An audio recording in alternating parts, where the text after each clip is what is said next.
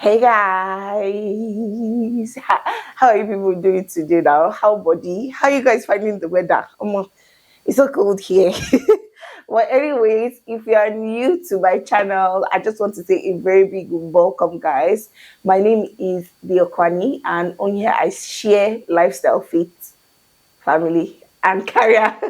Don't mind me, Jaya, I'm just pretending. I share lifestyle, faith, family, and career. And I'm sure that you will love it. So if you would love to see more of this, please just like and subscribe to this channel, okay?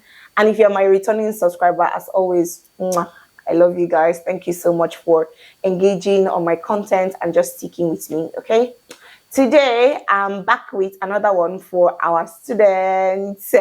So you don't even necessarily have to be in the UK, but if you're a student anywhere in the world, if you're doing your master's program, especially, this will just give you an idea of what to expect in a semester or in a school year. Okay. Let's just get right into it. I have a book here and a Bible. That's what I'm looking down.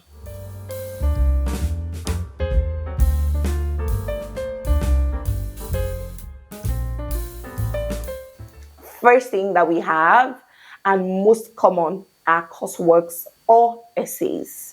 Now, when you hear the word essay, it's not that essay that is to give us when we're in primary school and say, tell me about your first Christmas. No, it's not that kind of essay. It's actually academic writing kind of essay. So it could literally be about anything. One I remember is talking about maybe the revolution of AI and its impact on like businesses, or things like explain deep fakes and their impact on the society.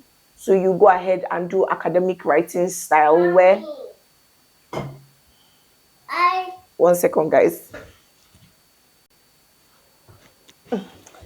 Guys, I beg, don't be annoyed. Anyways, and like I was saying, it's not those kind of essays, it's academic writing essay. And basically, academic writing essay is it can be tricky, but there's a strategy to it, right? There's a format that you should always follow, depending, and then there is a word count. So sometimes they will say 1,500, 2,000 words. The max I've seen share in cases is 3,000 words, and then you have a plus or minus. I think it's 5% or 10%, depending on your school. So please check. But that's something to expect. You will be doing a lot of those because they want to test your ability to research independently and see how you process the outcome of your research, or how you can explain the outcome of your research. So it's very important that you start practicing in advance how to do academic writing. There are a lot of resources or materials online on academic writing and strategies to academic writing. I can link some of the resources that helped me in the description box below. So just go ahead and check it. Some of them might be YouTube links, some of them might be books online, but just go ahead and check it out. I'm sure it will help you. Okay. Another thing to expect is group work. You see this group work one there, some days they be as you get.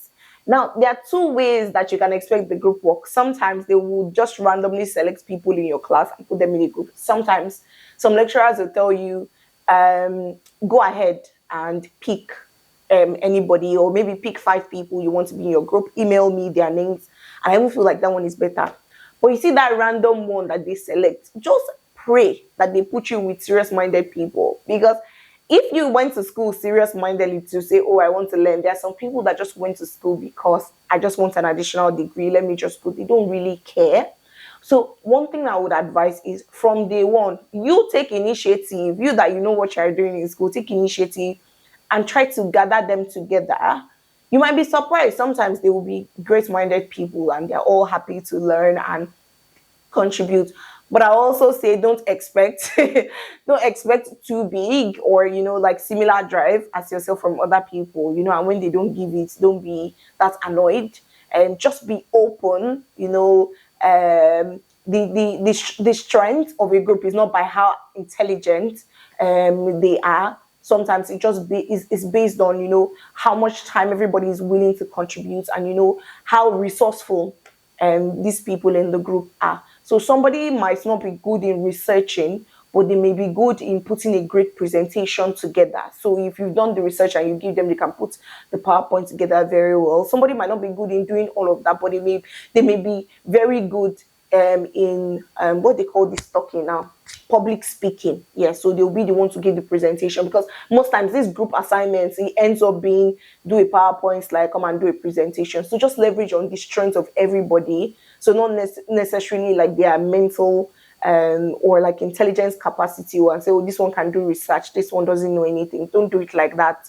Just be open and try to take everybody along. But if it comes to a case where you know you're the only one that is serious in your group, I don't know what to do. I don't know how I can advise you, but just pray, okay? So the next one here is exam. I haven't really done exam since I did, like, all through my master's program. I didn't do exam. But I know some people that do it, especially people who have courses that are maybe like a year and a half or 2 years. But it's very rare for master's degree programs for people to do exams. But I think some people do like one or two, not that kind of exam, just a couple of exams. So exam format, sometimes it could be objective theory, just like what you've always done before. But for exam, make sure to understand the marking style of the lecturer, what the lecturer is expecting from you. So study whatever resources or guides that the lecturer would have given you towards the exam.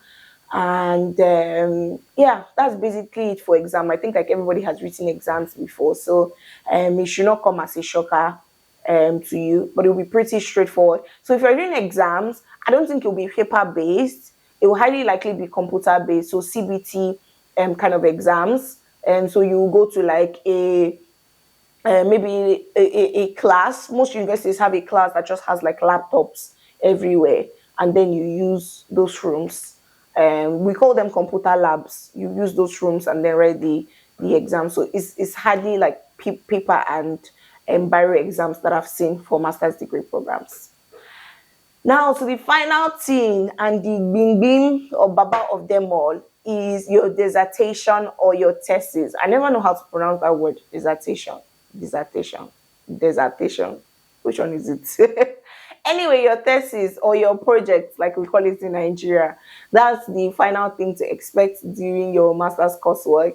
Now, some people have the option to do, is it what they call that thing? Like you work like IT, as if you're doing IT in place of doing a dissertation, but they still have to write like a small experience journal or something, or like a logbook to just show what they did. If you have that part, you can explore it if you want to use that as a means to gain UK experience in a company. But if not, if you're like me and you're happy to write your dissertation or your thesis, this is the biggest part. Usually this is about 10,000 to 12,000 words. So it's nothing like you have done before. My advice is please start well. Start in time. I cannot emphasize this enough. Don't be like me. I didn't start well in time. I think I started, although why my own was like that was because for my dissertation, we're not asked to submit the 12,000 words at once. So they broke it into 3 parts. So we had a feasibility study first, and just to ensure that the project is viable or like, it's feasible. And that's what I would advise. Please make sure that your project topic is viable, is feasible, is something that can be done.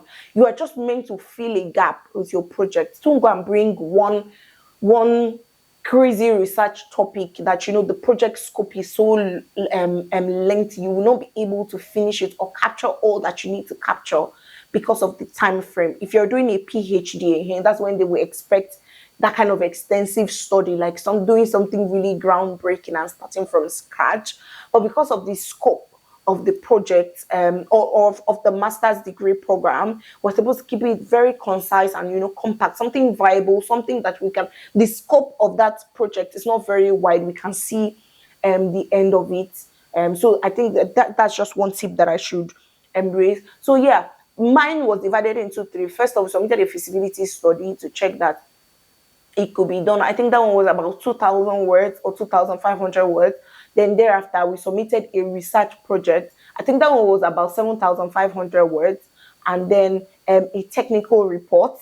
I think that one was about another 2,000, maybe 2,000 words. And then like a logbook or something like that. I don't know if the technical report and the logbook I think it was put in one. Yeah, so mine was split into three, but sometimes, or in most cases, most people submit one full project book, and it's like 10,000 to 12,000 words. So just please start in time, so that you can finish in time. Okay, and you will not be rushing, and you because project there, you will just be writing and be writing, and you'll be wondering like, my God, is it not finished, but are you not done?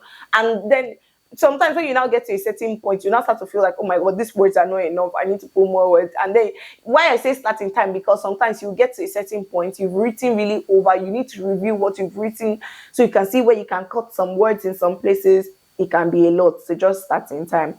So that's basically what you should expect, Sha, from your master's degree program. Any one of these four things, you will at least do two of them, because even if you don't do any one at all, you must write your dissertation or your thesis, or do the experience program, where you work instead, and then you submit like a logbook report in the end. So guys, I hope I've been able to just give you guys some insight, or some idea on what to expect in your program. And I really wish you guys all the best. Okay, have fun doing it, and I just pray that you come out great and it ends well for you. Okay. All right, guys. Bye. Till next time.